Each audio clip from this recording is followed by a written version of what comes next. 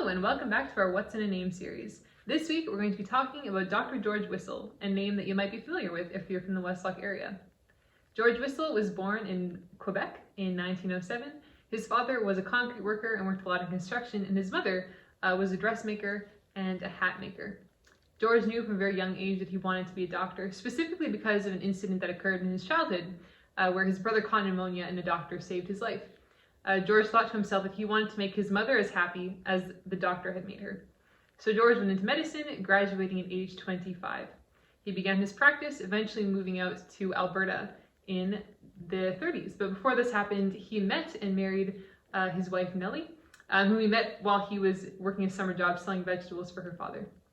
So they moved out to Alberta in the 30s, and he began a practice dividing his time between Legal, Edmonton, and Westlock before he was finally convinced to move to Westlock and start a practice there by Monsignor Rooney, who was a Catholic priest in Westlock at the time.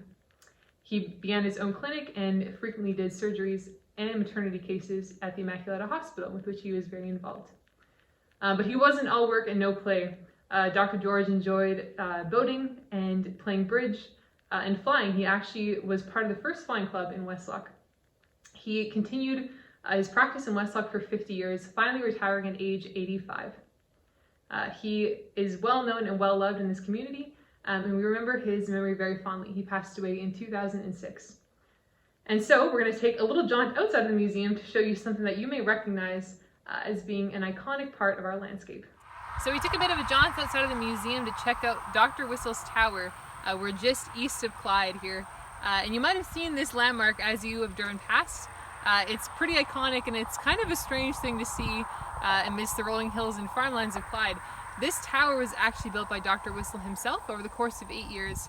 With his concrete pouring experience, it didn't come too hard for him.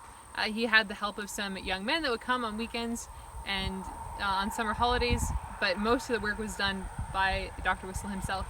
It was used as a private museum and a personal collection as when he was alive, and is now just an iconic landmark in the area.